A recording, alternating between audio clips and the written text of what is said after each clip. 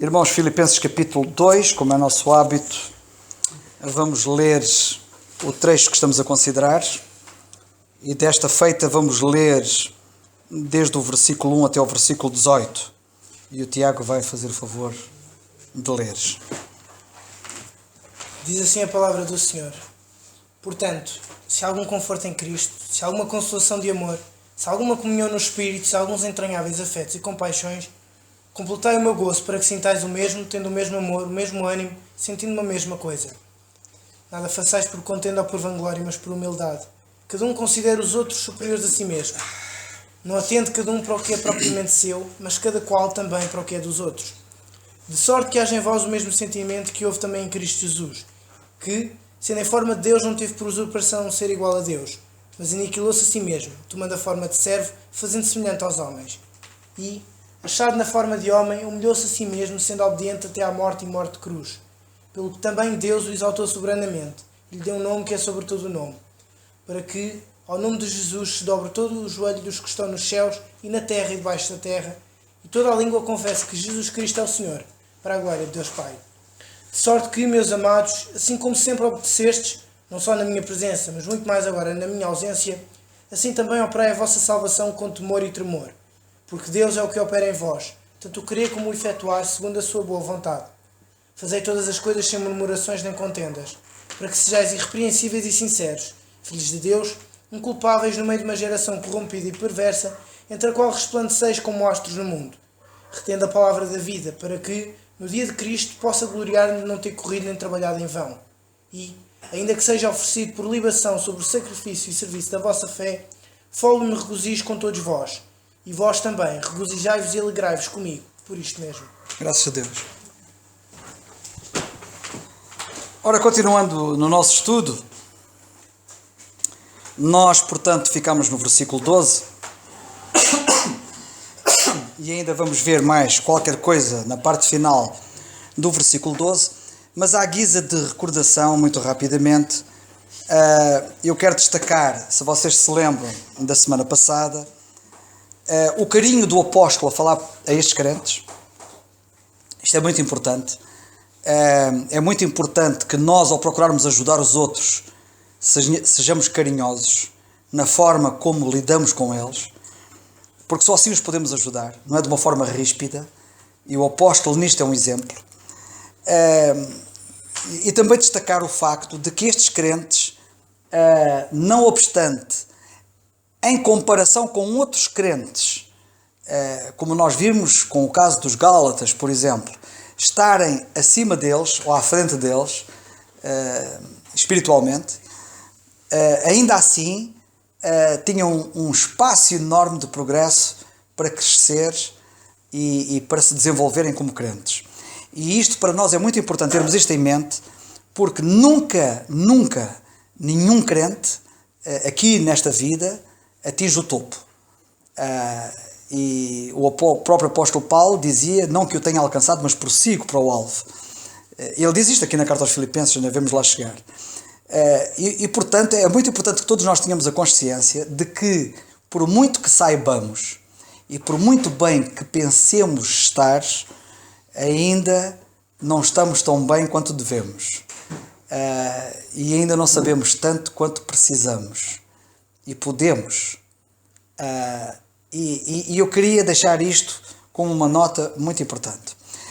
Queria também chamar a vossa atenção, portanto, para o facto de ele, e nós vimos isso, andavam bem não apenas quando ele estava presente, quando Paulo estava presente ao pé deles, mas quando ele estava ausente.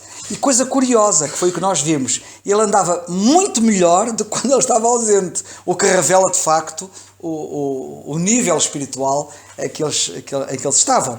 Mas o apóstolo estava a procurar mostrar-lhes que eles precisavam de crescer. E no caso concreto, e é curioso, isto parece paradoxal, eles precisavam de crescer diminuindo. Porque, porventura, digo eu, sou eu aqui a dizer, eles até se podiam orgulhar do facto de serem assim. Porque os Gálatas não eram assim, como nós vimos na semana passada. E aqui há um perigo latente em todos nós.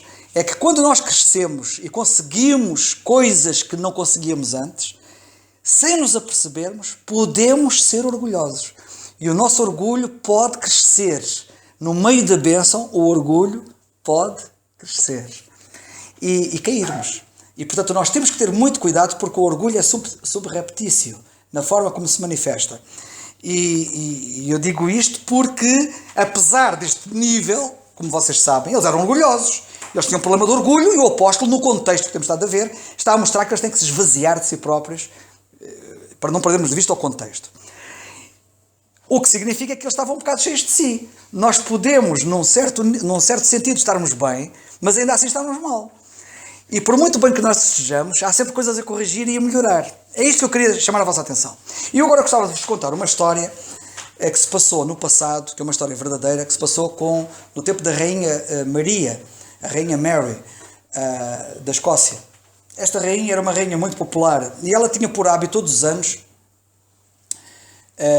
pelo menos uma vez por ano, ela tinha por hábito de todos os anos sair ao povoado e deslocar-se pela Escócia a vários sítios, visitando o povo de uma forma incógnita, sem que o povo soubesse que era ela. Ela não levava nenhum séquito com ela, muitas vezes ela ia sozinha. E um dia ela, numa dessas saídas, ela ia uma série de crianças com ela, inclusivamente, mas ela andou mais do que aquilo que era suposto ter andado e chegou a uma certa altura e o tempo começou a ficar difícil. Uma tempestade ameaçava a todo o instante cair e a chuva aproximava-se e ela acorreu à casa de uma senhora, numa determinada casa, e foi lá ter com essa senhora essa casa, pedir-lhe se ela porventura lhe emprestava um guarda-chuva que o devolveria no dia seguinte. E a senhora não reconheceu que era a rainha, pensava que era uma pessoa qualquer, e ela tinha um guarda-chuva muito bom, um guarda-chuva novo lá em casa, e ela pensou, o meu guarda-chuva novo não lhe vou emprestar, eu vou buscar ali um que está com umas varetas partidas e até já está um bocado roto lá no tecido, e vou-lhe emprestar esse guarda-chuva. Então ela foi buscar o guarda-chuva velho, já meio estragado, e entregou à rainha esse guarda-chuva, e a rainha agradeceu e foi-se embora. E no dia seguinte a rainha mandou entregar o guarda-chuva de volta, de maneira que quem lá foi entregar o guarda-chuva já não foi a rainha, mas foi um soldado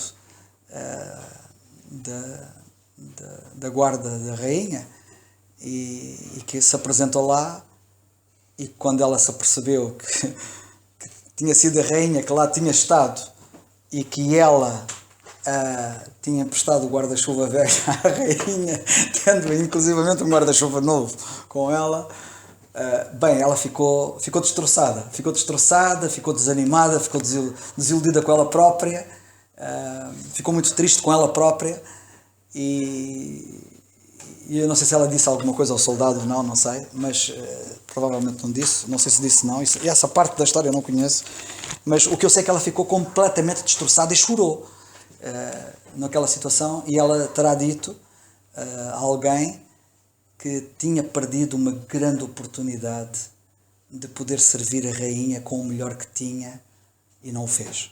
E é isto que eu quero vos dizer, que nós todos estamos a perder grandes oportunidades de servirmos o nosso Senhor com o melhor que temos e desaproveitamos. O apóstolo Paulo quis ficar com estes crentes ali em Filipos, tendo a oportunidade ou a possibilidade de poder partir para a glória, que seria muito melhor, como ele diz, mas por amor a eles ficar e ensinar-lhes coisas. E estas coisas que ele estava-lhes a ensinar aqui nesta passagem, através desta carta, e certamente com aquilo que ele lhes disse pessoalmente, mas que esta carta corrobora, ele também está-nos a ajudar a nós. E a verdade é que nós temos sido ajudados não apenas por esta carta, mas por outras cartas e por outros ensinamentos que nós temos na Palavra de Deus.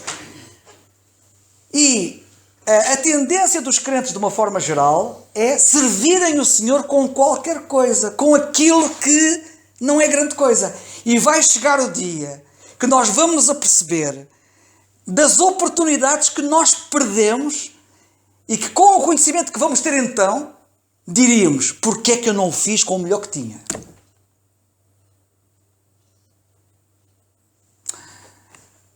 Eu ainda esta semana que passou, falei com alguém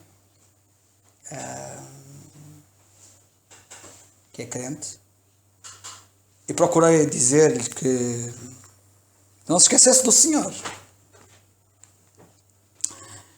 E esse alguém falou-me nas várias coisas que tem que fazer, isto e aquilo, uma série delas, agora não me recordo com detalhe, nem também não é relevante para o caso, mas há uma coisa que eu não me esqueço. Eu virei-me para ele e disse assim: pois, eu compreendo isso, o Senhor fica em último lugar, claro que essas coisas todas estão todas em primeiro lugar, e o Senhor fica lá em último lugar, quer dizer, o Senhor depois, lá no fim, se houver tempo, se houver espaço, eu depois vou pensar no Senhor e pensar nos interesses dele.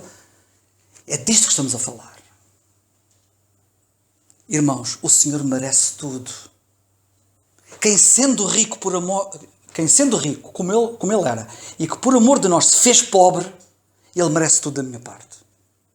E não é com qualquer coisa. E nós temos que pensar nisto seriamente. Há um poema muito famoso em inglês, que é muito bonito, mas acima de tudo é bonito pela verdade que ele encerra, e que diz isto que eu vou dizer em português. A ideia do poema, ou dessa quadra, é mais ou menos esta. Viver com os santos lá em cima é glória, mas viver com os santos cá em baixo é outra história. E esta é a realidade. E, prezados irmãos, o que nós vemos o apóstolo Paulo estar a fazer aqui é encurtar esta distância entre aquilo que é o crente lá na glória e a outra história que é cá em baixo. Ele está a encurtar esta realidade para torná-la cada vez mais próxima uma da outra, para que os crentes cá em baixo sejam cada vez mais como os crentes lá em cima. E eu, portanto, gostaria de começar por aqui com isto que eu estou a dizer. Nós já vimos que o versículo 12 é uma conclusão do argumento que ele tem nos versículos anteriores, acerca da humildade do Senhor Jesus Cristo como um exemplo. Ele, quando fala da humildade do Senhor Jesus Cristo, ele conclui dizendo: não temos hipóteses, nós temos que ser humildes. Que é o que ele diz no versículo 12. Já vimos também, neste versículo 12, que quando o apóstolo diz assim também: operai a vossa salvação. Esta salvação não é da alma.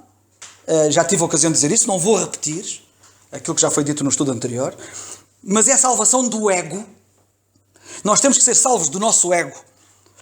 O nosso ego tem que ser anulado, tem que ser destruído. Nós temos que morrer para nós próprios, para os nossos interesses, para os nossos desejos, para os nossos sonhos. Já não sou eu mais que vivo. Isto tem que se materializar na vida prática. E nós vimos isso. Portanto, a salvação aqui não é de modo algum a salvação da alma, tem a ver com a salvação no tempo presente. Nós vemos que a salvação tem 3 tempos: passado, presente e futuro. Tem a ver com a salvação do poder do pecado, que é a salvação presente. Não vou repetir mais sobre esta matéria, e gostava de também dizer o seguinte ainda sobre isto.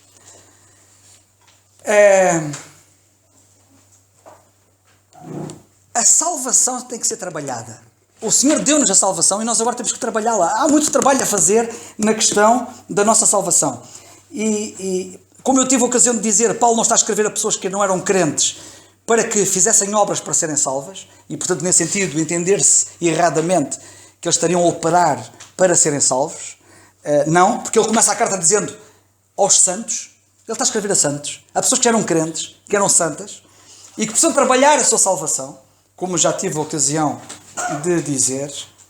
E dizem os entendidos que esta expressão de operar, este operar a salvação, a ideia, dizem os estudiosos da língua no original, é a ideia de se explorar uma mina. Nós somos como uma mina de riquezas, de valores. Uma coisa que eu lamento imenso é como é que tantos crentes desperdiçam valores que Deus lhes deu e que eles próprios nem descobriram sequer, nem deram a oportunidade de que esses valores se manifestassem e que estão entesourados neles, em dons, em talentos, verdadeiros valores. E a ideia é explorar esta riqueza que há em nós, esta mina. Até tirar, portanto, a ideia é extrair o minério da mina, é extrair a riqueza, os valores que neste caso estão na nossa vida. Também dizem os entendidos que é também comparado a um campo que se trabalha e que se trabalha para se tirar dele a melhor colheita que se pode tirar. E nós somos um terreno que precisa de ser lavrado, arado, semeado. Nós precisamos, é muito importante que se façam sulcos na nossa vida, regos, em que a semente deve ser semeada nos nossos corações. Ainda hoje eu estava a meditar acerca disto e pensava de como um dos segredos, estava a pensar adiantadamente, estava a pensar para o versículo 16, que fala da palavra da vida, que um dos segredos que nós precisamos de reter, que um dos segredos de uma vida abundante, de uma vida em comunhão com Deus, está na nossa relação com as Escrituras. Não é impossível um indivíduo andar bem espiritualmente, um indivíduo que não tem uma boa relação com a palavra de Deus, que não leia a palavra de Deus diariamente, que não medite na palavra de Deus diariamente, porque a palavra é vida. É vida. E nós precisamos de sulcos na nossa vida. Nós temos que fazer sulcos ou regos, não sei como é que vocês querem chamar a esta questão, comparando isto a um campo que precisa de ser trabalhado. Nós precisamos de sulcos que têm que ser rasgados. Isto dói. Mas precisamos de sulcos para que a semente possa penetrar e para que nós, na verdade, possamos produzir o fruto que Deus espera em nós. E, portanto, queria também deixar este pensamento para nós pensarmos nisto. O seu grande objetivo é nós tornarmos como o seu Filho. Nós não percamos isto de vista. Não é por acaso que o apóstolo pega no exemplo do Senhor Jesus Cristo e diz: olhem, estão a ver aqui o paradigma, ele era quem era e humilhou-se a si mesmo. Está aqui o exemplo para vocês. Vocês devem fazer igual. Se nós fizermos igual, vamos ser semelhantes a quem? Vamos ser semelhantes ao Senhor Jesus Cristo. Este é o propósito de Deus. Em Romanos, vamos ler no capítulo 8 da Epístola aos Romanos, e no versículo 29, nós lemos assim, Romanos 8, 29. Porque os que antes conheceu, também os predestinou para serem, Deus predestinou-nos, notem bem, para sermos conformes à imagem de seu Filho, a fim de que ele seja o primogênito entre muitos irmãos. O propósito de Deus é que nós sejamos feitos conformes à imagem do Senhor Jesus Cristo. E, portanto, todo este ensino do apóstolo Paulo tem como objetivo isto mesmo. Ou seja, diminuir a tal distância entre aquilo que é habitual os santos serem aqui na terra e os santos aquilo que são no céu. É diminuir esta distância. Esta distância é diminuída tanto mais quanto mais semelhantes nós formos ao Senhor Jesus Cristo. Isto é muito importante e eu queria destacar isto. Por outras palavras, o que é que nós vemos aqui? Que a nossa vida, a vida de todos nós, é um autêntico potencial. É um manancial de potência. Vocês não imaginam o potencial que têm, que todos nós temos. Irmãos, eu queria também dizer uma coisa muito importante. O potencial não está naquilo que porventura vocês possam pensar em riquezas próprias que vocês têm. O potencial é o meio que todos nós somos para que Deus, usando e trabalhando e operando, faça as maravilhas. Porque é Ele que faz as maravilhas, não somos nós. Compreendem? Isto é muito importante ter isto em mente e nós já vamos falar acerca disso. E gostava também de dizer uma coisa muito importante. Quanto mais difíceis nós somos, ouçam bem, há alguns que dizem assim, eu sou um caso muito difícil. Há outros que são mais dóceis para que talvez o Espírito opere e trabalhe, molde e transforme e use. Mas eu sou um caso duro, eu sou difícil. Eu tenho visto muitos crentes que se não o dizem, pensam. que são casos difíceis. Irmãos, eu vou dizer uma coisa. Olha, eu, no meu caso, não sei se é fácil ou se é difícil. Eu também não estou preocupado com isso. Estou preocupado em pôr-me lá no sítio. O resto é o Senhor que faz. Mas eu quero vos dizer uma coisa. Se tu pensas que o teu caso é um caso difícil, eu dou graças a Deus por isso. Sabes porquê? Porque se o teu caso for assim mesmo difícil, muito difícil, o mais difícil que tu possas imaginar, mesmo muito difícil, maior é a glória para Deus. Tu vais ser um potencial atribuidor de maior glória a Deus, potenciador da atribuição de glória a Deus. Quanto mais difícil é o meu caso, tanto maior haverá glória para Ele, em que claramente se vê, sem qualquer dúvida, que a obra que ali foi feita foi mesmo obra de Deus. Que nos outros casos também é. Só que se vê mais claramente nos chamados casos difíceis.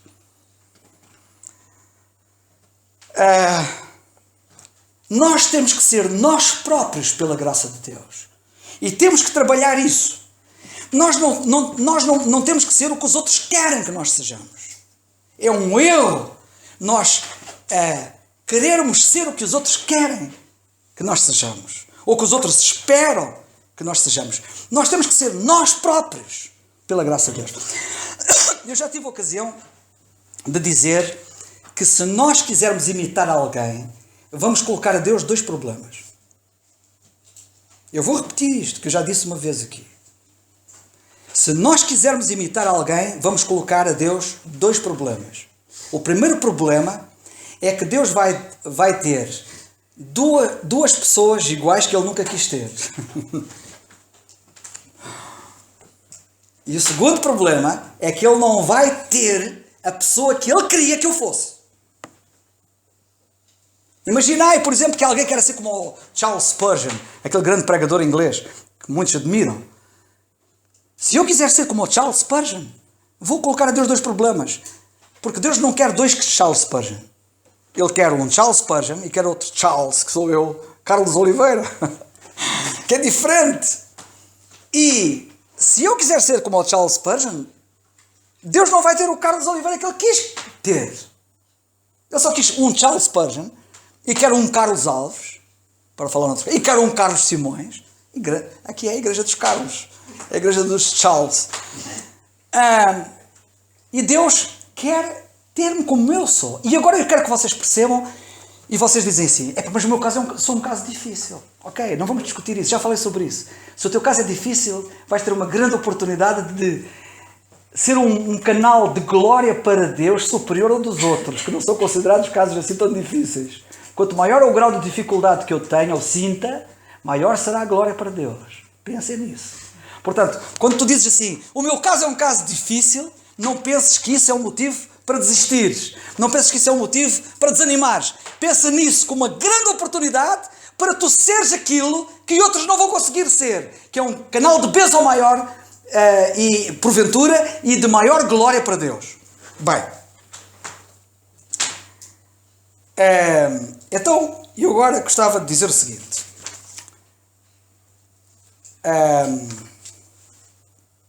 Versículo 13. Já referirei ao versículo 12 na parte final, que é operarmos a nossa salvação com temor e tremor. Perdão, versículo 13. Porque Deus é o que opera em vós, tanto o querer como o efetuar. Tomem bem atenção ao que está aqui escrito. O que é que diz aqui? Nós temos que operar. E o que é que diz o versículo 13? É Deus que opera.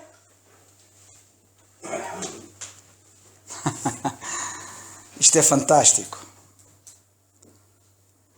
Sabem que Deus não nos está a pedir o impossível. Deus nunca pede o impossível. Deus nunca pediu a ninguém algo impossível. Quando Deus pede uma coisa a alguém, isso é possível para esse alguém. E Deus não está aqui a pedir nada impossível. E sabem porque é que nós podemos pensar que Deus está a pedir aqui algo impossível? Porque Ele está aqui, podemos pensar que Ele está a pedir algo impossível, porque estamos a ver aqui, porque nós vemos aqui o modelo que Ele nos apresenta para nós. E o modelo que Ele nos apresenta para nós não é nada mais, nada menos do que o Senhor Jesus Cristo. E nós pensamos assim, isto é impossível para mim. Deus está-me a pedir uma coisa impossível. Ele está a apresentar-me como modelo o próprio Senhor Jesus Cristo. O que é que diz o versículo 13? É Deus que opera. Sabem como é que se consegue isto? Não é por imitação. Nós não conseguimos ser assim por imitação. Eu já falei do caso de Charles Spurgeon, a imitação no caso de Charles Spurgeon, mas esqueçam isso agora. Nós não conseguimos isto por imitarmos o Senhor Jesus Cristo. Tem havido muita gente a querer imitar o Senhor Jesus Cristo. Não consegue por imitação. É por encarnação. E o que é que eu quero dizer com encarnação? Gálatas 2:20. O que é que nós lemos em Gálatas 2:20? Em Gálatas 2:20 nós lemos assim: já estou crucificado com Cristo, e vivo não mais eu, mas Cristo vive em mim. E Cristo viver em mim é Ele encarnar em mim. Isto consegue-se por encarnação. Não sou eu que vivo, é Cristo que vive em mim. Como nós vemos aqui em Gálatas, no capítulo 2 e no versículo 20. A vida cristã, ao contrário do que muita gente pensa, não é uma vida de sobes e desces. Há muita gente que vê a vida cristã como uma vida de subir e descer, sobes e desces. Sobes e desces. A vida cristã não é uma vida de sobes e desces. É um processo de ações interiores e de ações exteriores. Coisas que acontecem aqui dentro de mim e que se refletem fora de mim. Não é de subir e descer, mas é de ações internas e exteriores.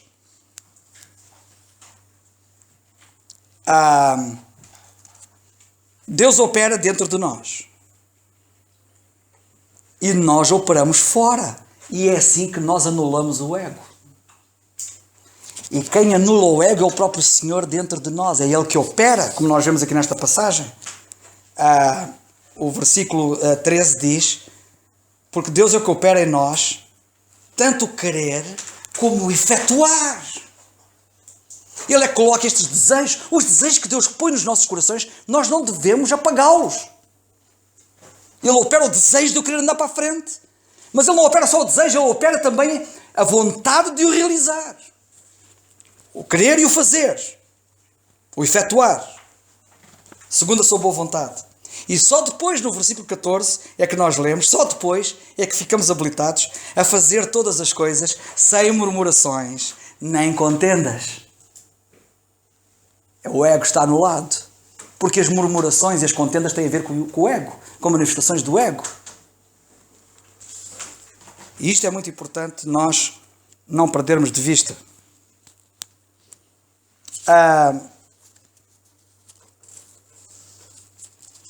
Portanto, nós só podemos cumprir aquilo que está no versículo 14 depois de nós entendermos o que está no versículo 13. E nós, já agora, a propósito de Deus operar, eu gostava de contrastar isto com outra passagem que nós lemos em Efésios, capítulo 3 e versículo 20. Notem que nós lemos em Efésios 3:20. Lemos assim. Efésios, capítulo 3 e versículo 20. Ora, aquele que é poderoso para fazer tudo. Fantástico, não é? Irmãos, nós temos que ter consciência de com quem estamos a tratar. Estamos a tratar com aquele que pode fazer tudo. Está em nós. É Ele que opera. Ele pode fazer tudo. Versículo 20. Muito mais abundantemente, além daquilo que nós pedimos ou pensamos. Talvez tu já tenhas pedido para fazer não sei o quê, ou para ser não sei o quê. Talvez já lhe tenhas pedido. Ele tem poder para fazer mais do que isso. Talvez tenhas imaginado, sem ter pedido, pensado, imaginado, sei lá, uma vida fantástica. Ele pode fazer mais do que isso. Ele pode ir para além daquilo que tu pensas e pode ir para além daquilo que tu imaginas. Nós temos que ter a consciência disto. O que Deus pode fazer em mim e através de mim pode ser algo que vai surpreender tudo e todos, incluindo a mim. E eu queria que vocês notassem, neste versículo 20, que Ele pode fazer tudo muito mais, pode fazer muito, muito mais, abundantemente, além daquilo que nós pedimos, além daquilo que nós pensamos. Segundo o quê? Segundo o poder que em nós opera. Cá está o versículo que eu disse para comparar. Ele não diz que opera em mim. Ele não diz que é Deus que opera. O que é que diz a passagem da nossa passagem? Porque Deus é o que opera em vós. É Deus que opera em vós. E o que é que Ele faz em nós? Tudo. Muito mais abundantemente. Além daquilo que nós podemos pensar ou imaginar. É Ele que opera. Temos que ter a noção bem do que é que Paulo está a falar quando diz que Deus opera em mim. Que isto nos dê ânimo, irmãos. Que isto nos dê ânimo. E a palavra opera, não sei se já repararam, está no presente indicativo. Opera, agora. Não vai operar um dia, opera agora. Porquê é que devemos operar a nossa salvação com temor e tremor? Bem, isto é um mundo de pensamentos, certamente, que pode vir à nossa mente. Porque é Deus que opera. Nós devemos operar a nossa salvação com temor e tremor porque é Deus que opera. Deus não operou apenas na criação. Ele operou na cruz. E Ele opera na minha salvação presente agora. Em mim. Vendo o que é que Ele fez na obra da criação. Sabem o que é que havia então quando Deus operou? Caos. A terra era sem forma e vazia. É assim a vida de muitos. Uma vida sem forma, uma vida vazia. E quando Deus opera, vendo o que aconteceu na obra da criação, a ordem, a beleza, aquela excelência de criação que saiu produzida da ação de Deus, do Espírito de Deus. O mesmo Espírito que agora opera em mim para criar a ordem e me encher e fazer coisas que vão para além da minha imaginação. E agora vocês notem o seguinte. Nós devemos operar a nossa salvação com temor e tremor porque Deus, se nós estudarmos a Bíblia, ficamos assustados, entre aspas, pela forma como Ele subjuga a carne e o ego. É disso que estamos a falar no contexto. Nós devemos tremer, porque o Deus com quem estamos a tratar e que quer que nós operemos a anulação do nosso ego, conscientes de que é Ele que opera, temos que perceber o que é que Ele faz quando opera isto para anular o ego. Vocês querem ter uma ideia de como é que Ele opera e que vos faz tremer? Como diz aqui a passagem, que nos deve fazer temer e tremer. Daniel capítulo 4. Livro do profeta Daniel no Velho Testamento, a seguir ao profeta Ezequiel. Daniel capítulo 4. Nós lemos assim no versículo 37. Daniel 4, 37. E eu quando penso nisto, eu tremo mesmo. Lemos assim no versículo 37 do capítulo 4. Vocês conhecem a história de Nabucodonosor, não conhecem? Sabem o que é que Deus fez com Nabucodonosor? Vocês sabem qual era o problema de Nabucodonosor? Era o orgulho. Aquele homem estava cheio de si próprio, como eu nunca vi ninguém ser cheio de si próprio. E sabem o que é que Deus fez quando operou nele? Para anular o orgulho dele. É o mesmo Deus que opera em mim. Eu devo ter temor e tremor. Porque quando Deus opera para anular o orgulho de uma pessoa, isto não é para brincar. O versículo 37 diz: agora, pois eu, Nabucodonosor, louvo e exalto e glorifico a lei do céu, porque todas as suas obras são verdade e os seus caminhos juízo, e pode humilhar aos que andam na soberba. E ele disse que Deus pode humilhar os que andam na soberba. E ele foi um caso desses. Vê como é que Deus o humilhou. ao ponto de transformar como um animal, a comer erva como um animal. E Paulo diz: operai a vossa salvação com temor e tremor. Por outras palavras, vocês não se esqueçam que está aqui em causa a anulação do vosso ego. Vocês lembram-se o que é que a Bíblia fala acerca do que é que Deus faz quando anula o ego? Viram o que é que Deus fez a Nabucodonosor? Cuidado com o orgulho. Vocês tenham que ter cuidado. Vocês estão orgulhosos aí na igreja. Vocês estão orgulhosos dos vossos talentos. Vocês estão orgulhosos das vossas obras. Vocês estão orgulhosos daquilo que já alcançaram. Vocês têm que se anular a vocês próprios. Operai a vossa salvação, neste caso na anulação do ego, com temor e tremor. Porque é Deus que opera. E viram como é que Deus opera? Viram o que é que Ele fez no caso de Nabucodonosor? A Bíblia diz que Deus não se deixa zombar. E aquele que se exalta, diz Deus, será humilhado. Nós temos que pensar nisto a sério. Bem, nós hoje vamos ficar por aqui. E se Deus quiser vamos continuar para a semana. Eu gostava só de terminar dizendo o seguinte. Um pensamento para nós pensarmos. O segredo está em Cristo em nós. Agora já não sou eu que vivo. Agora é Cristo que vive em mim. Gálatas 2:20. Lembram-se? Se Cristo vive em mim, isto é muito importante. Porque é Deus que opera isto. Porque se eu tiver a consciência de que Cristo está em mim e quer fazer uma obra em mim, uma obra não por imitação, mas por encarnação, Ele está em mim e Ele quer comandar a minha vida. Ele quer que eu perceba que é o que Ele quer e não o que eu quero. É o que Ele deseja e não o que eu desejo. É o que Ele projeta e não o que eu projeto. É o que Ele idealiza e não o que eu idealizo.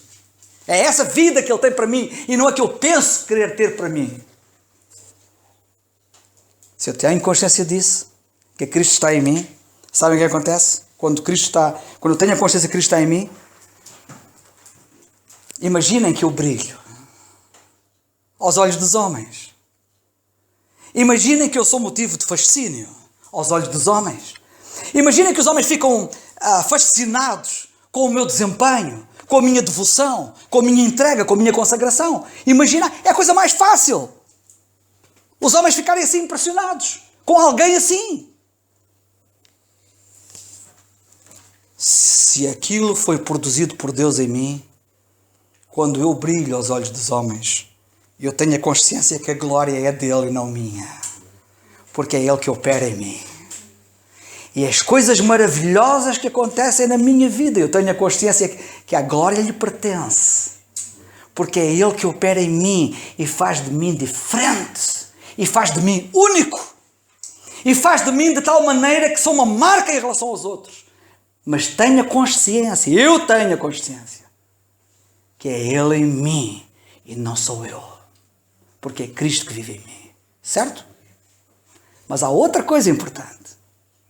Cristo em mim protege-me do orgulho.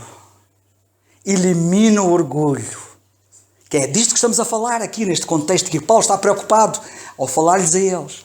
Mas há uma segunda verdade muito importante, irmãos. E talvez alguns de vocês dizem assim, foge. Epá, ao menos um bocadinho para mim talvez não ficava mal. Não sei se passará isso pela vossa cabeça. É muito bom ser tudo para Ele quando se trata de glória. E não haver nada para mim. É muito bom que seja mesmo tudo para Ele. Nem um bocadinho para mim. Tudo que é glória, tudo para Ele. Nem um bocadinho sequer para mim. Sabem porquê? Porque quando for ao contrário, também é tudo para Ele. E também não é nada para mim. O que é que eu quero dizer com isso? Quando eu tiver problemas, quando eu tiver angústias, quando eu tiver sofrimento, quando eu tiver tribulações, também é Ele e só Ele. E é tudo para Ele. Nada é para mim. É Cristo em mim que vai enfrentar as tribulações, que vai enfrentar os problemas, que vai enfrentar as dificuldades. É tudo para Ele. Irmãos, eu não quero outro Deus. Este é o meu Deus. Como nos disse o Francisco no fim de semana passado, o meu Deus. É este o Deus que Paulo recomenda para todos nós. Que Deus nos abençoe.